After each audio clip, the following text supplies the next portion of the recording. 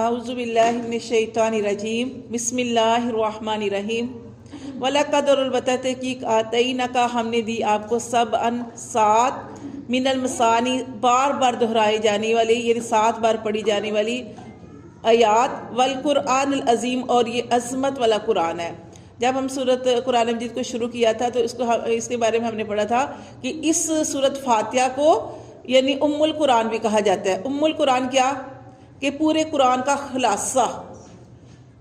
کہ جو اس سورت کے اندر ہے نا، سورت فاتحہ کے اندر پورا 30 سپاروں کے اندر وہی ہے، لیکن ان کو کھول کر بیان کیا گیا ہے، تو اس کو ام القرآن بھی کہا جاتا ہے، اس کو فاتحہ القرآن بھی کہا جاتا ہے۔ فاتحہ کھولنے والی سورت فاتحہ، فاتحہ کا مطلب کھولنے والی، یعنی یہ پورے قرآن کو کھولنے والی ہے۔ اس کو سورت رقیہ بھی کہا جاتا ہے، دم کر کے اپنے اوپر پھونکنے والی سورت۔ اس کے بارے میں پورا واقعہ بھی آپ کو ایک دفعہ بتایا تھا کہ کیسے وہ ایک گروہ گیا تھا، تو صحابہ کرام کی جماعت گئی تھی، تو وہاں پہ کسی کو سانپ نے کاٹ لیا تھا، تو اس وقت ایک عورت دوڑی ہوئی، عورت ہی تھی یا مرد تھا، اس کے بارے میں اختلاف ہے، یا عورت آئی تھی یا مرد تھا، وہ دوڑا دوڑا آیا تھا یہ ان صحابہ کرام کے گروپ کو دیکھ کے کہ آپ میں کوئی ایسا ہے جو دم کرنے والا ہو، تو سارے صحابہ خاموش رہے، اور ایک صحابی جو تھے وہ اٹھ کے چلے گئے، ان کے ساتھ کہنے لگے میں دم کر لیتا ہوں۔ وہ دم کر کے آئے اور واپس آ گئے، اور ان کے دم کی برکت سے اللہ تعالیٰ نے وہ جس کو سانپ نے کاٹا تھا اس کو شفا مل گئی، وہ ٹھیک ہو گیا۔ وہ تحفے تحائف کے طور پر بہت ساری بکریاں جو تھیں وہ لے کے آئے تھے ان صحابی کے پاس۔ تو اس سے پہلے کہ یہ صحابی رکھ لیتے، باقی صحابہ کرام نے کہا کہ یہ ہم نہیں رکھ سکتے، تم بھی نہیں رکھ سکتے، یہ تم نہیں رکھ سکتے جب تک ہم نبی کریم صلی اللہ علیہ وسلم سے اس کے بارے میں پوچھیں گے نہیں کہ تم نے دم کیا اور یہ اس کو شفا ہو گئی، کہ ہم یہ تم لے سکتے ہو، یہ بکریاں، یہ تحفہ تم لے سکتے ہو کہ یہ نہیں لے سکتے۔ تو پھر نبی کریم صلی اللہ علیہ وسلم سے جب اس کے بارے میں مسئلہ پوچھا گیا تو آپ نے فرمایا کہ اگر وہ اپنی خوشی سے دے رہے ہیں تو اس کو قبول کرنے میں کوئی حرج نہیں ہے، اور آپ نے فرمایا اس میں میرا بھی حصہ رکھنا، مطلب کہ اس طریقے سے بات کی کہ یہ جائز ہے، ٹھیک ہے، کہ دم یہ نہیں ہے کہ اسی لیے کہا جاتا ہے کہ کئی لوگ لیتے ہیں اپنی خوشی سے، اگر آپ کو کوئی تحفہ دے رہا ہے، تحفہ پیش کر رہا ہے تو اس کو قبول کر لینا چاہیے، اس میں کوئی ایسی بات نہیں ہے۔ تو دم کرنے والی صورت کیا پڑھا تھا، پیچھا پھر واقعہ یہ تھا کہ انہوں نے پوچھا کہ بھئی پڑھا کیا ہے،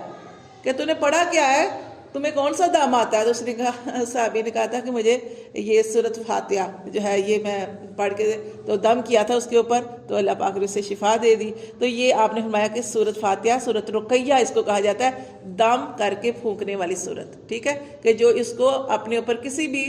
بھی مسئلے کے لیے، کسی بھی بیماری کے لیے اس کو شفا سمجھ کے، قرآن پورا شفا ہے، تو یہ سورت تو خلاصہ ہے پورے قرآن کا، تو اس کو پڑھ کے اپنے اوپر پھونک دے 7 مرتبہ، 11 مرتبہ، 21، 41، تو یہ طرح اس کو پڑھ کے اپنے اوپر پھونک دے تو اللہ تعالیٰ ہر بیماری سے شفا عطا فرماتے ہیں، ٹھیک ہے۔ تو یہاں پہ جو بتایا گیا کہ ہم نے دی آپ صلی اللہ علیہ وسلم کو، کہا کہ ضمیر نبی کریم صلی اللہ علیہ وسلم کی طرف سے کہ ہم نے دی، اور آپ کے ذریعے ہمیں ملی سورت فاتحہ، کہ یہ جو سورت فاتحہ اس کے بغیر نماز ہی نہیں ہوتی، نماز میں پڑھے جانے والی صورت ہے، اور اللہ نے فرمایا وَلَقَدْ آتَيْنَكَ سَبْعًا مِنَ الْمَثَانِي ہم نے دی آپ کو کیا 7 آیات پڑھی جانے والی، بار بار پڑھے جانے والی، اور یہ ایسی صورت ہے کہ ہر نماز کے اندر ہر مسلمان جو ہے وہ پڑھتا ہے، اور قرآن العظیم، اور یہ ایک مکمل عظمت والا قرآن ہے۔ دیکھیں اوپر جو آیت ہم نے پڑھی تھی اس میں اللہ تبارک و تعالیٰ فرماتے ہیں کہ آپ ان کو اچھے طریقے سے درگزر کریں،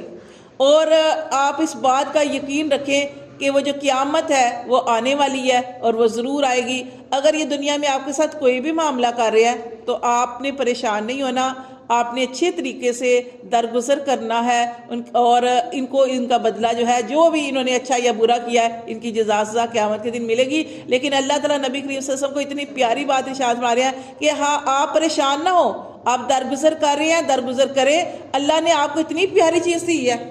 اللہ نے آپ کو سورت فاتحہ دی ہے، عظمت والا قرآن دیا ہے، یہ اس کی فضیلت ہے۔ اللہ فرماتے ہیں نبی کریم صلی اللہ علیہ وسلم سے لا تمدن، نہ تو پھیلا عینیک اپنی آنکھیں، الی طرف ما متعنا جو ہم نے فائدہ دیا بھی ساتھ اس کے ازواجن منہم ان میں سے کئی جوڑوں کو، کئی لوگوں کو، کئی جوڑوں کو ہم نے جو بھی فائدہ دیا، فائدے کے لیے کیا فائدہ کیا ہوتا ہے؟ دنیا کا سامان دے دیا، اسی کو ہم ساروں کی سمجھتے ہیں کسی کے پاس اچھے سے گھر ہے، اچھی پراپرٹی ہے، بینک بیلنس ہے، اولاد ہے، اور وہ انسان آپ کو خوشحال نظر آ رہا ہے، اللہ فرماتے ہیں کہ ان کی طرف اپنی آنکھیں نہ پھیلا۔ اللہ فرماتے ہیں نہ پھیلا ان کی طرف اپنی آنکھیں جو ہم نے ان کو دنیا کا فائدہ دیا، ازواج منہم ان میں سے کئی جوڑوں کو، ولا تحزن علیہم اور ان کے اوپر غمگین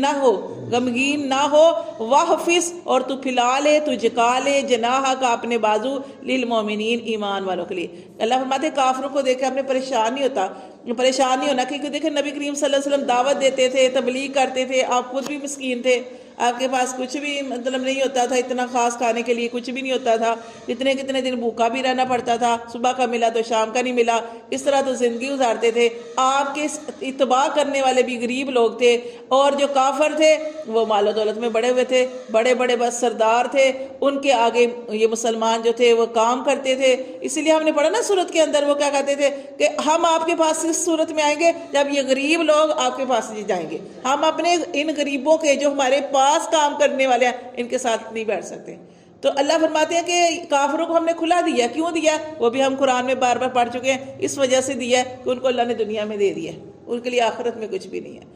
تو اس لیے اللہ تعالیٰ نے نبی کریم کے ذریعے ہمیں بھی تسلی دی ہے کہ انسان جو ہے وہ پریشان نہ ہو، جو بھی اللہ تعالیٰ نے انسان کو مال دیا ہے، کچھ بھی دیا ہے، ہر ایک کا حساب کتاب جو ہونا ہے۔ تو اس لیے اللہ فرماتے ہیں کہ آپ سسم ان کی طرف اپنی آنکھیں نہ پھیلائیں، اور جو کچھ دیا اور ان کے اوپر غمگین نہ ہو۔ آپ نے اپنا کام جو ہے وہ سارا انجام دے دیا، آپ نے دعوت دی، تبلیغ کی، آپ نے ان کو سمجھایا، نہیں سمجھ رہے تو اللہ فرماتے ہیں ان کو چھوڑ دے، واحفظ جناحک للمومنین، لیکن کیا کر، اپنے بازو پھیلا لے ایمان والوں کے لیے۔